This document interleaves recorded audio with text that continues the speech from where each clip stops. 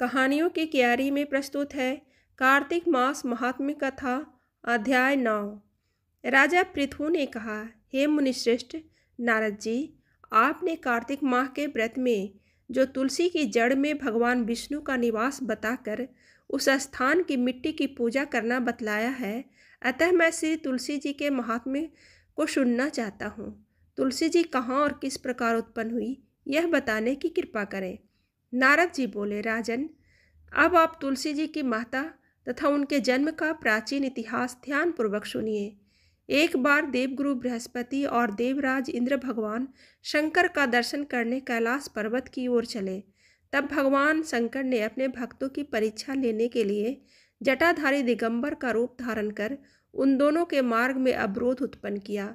यद्यपि वह तेजस्वी, शांत, लंबी भुजा और चौड़ी छाती वाले गौर वर्ण अपने विशाल नेत्रों से युक्त तथा सिर पर जटा धारण किए वैसे ही बैठे थे, तथापि उन भगवान शंकर को न पहचान कर इंद्र ने उनसे नाम, धाम आदि पूछते हुए कहा, क्या भगवान शंकर अपने स्थान पर हैं या कहीं गए हुए हैं?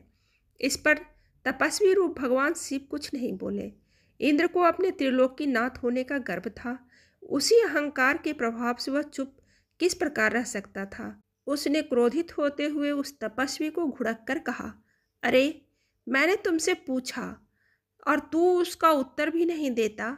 मैं अभी तुझ पर वज्र का प्रहार करता हूँ, फिर देखता हूँ कि कौन तुझ दुर्मति की रक्षा करता है।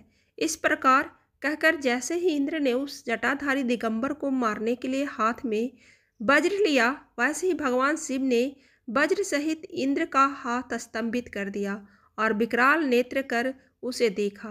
उस समय ऐसा प्रतीत हो रहा था कि वह दिगंबर प्रज्वलित हो उठा है और वह अपने तेज से जला देगा। भुजाएं स्तंभित होने के कारण इंद्र दुखित होने के साथ साथ अत्यंत कुपित भी हो गया, परंतु उस जटाधारी दिगंबर को प्रज्वलित देखकर बृहस्पति जी ने भगवान शंकर जानकर प्रणाम किया और दंडवत होकर उनकी स्तुति करने लगे। बृहस्पति भगवान शंकर से कहने लगे, हे दीनानाथ, हे महादेव, आप अपने क्रोध को शांत कर लीजिए और इंद्र के इस अपराध को क्षमा कीजिए। बृहस्पति के यह वचन सुनकर भगवान ने गंभीर वाणी में कहा, मैं अपने नेत्र से निकले हुए क्रोध को किस प्रकार रोकूं? तब बृहस्पति ने कहा, भगवान, आप अपना भक्त वत्सल नाम सार्थक करते हुए अपने भक्तों पर दया कीजिए। आप अपने इस तेज को अन्यत्र स्थापित कीजिए और इंद्र का उद्धार कीजिए। तब भगवान शंकर गुरु बृहस्पति से बोले, मैं तुम्हारी स्तुति से अत्यंत प्रसन्न हूँ।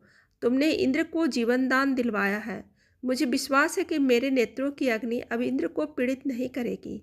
बृहस्पति से इस प्रकार कहकर भगवान शिव ने अपने मस्तक से निकले हुए अग्निमय तेज को अपने हाथों में ले लिया और फिर उसे क्षीर सागर में डाल दिया। तत्पश्चात भगवान शंकर अंतर्ध्यान हो गए। इस प्रकार जिसको जो जानने की कामना थी उसे जानकर इंद्र और बृहस्पति अपने अपने स्थान को चले गए।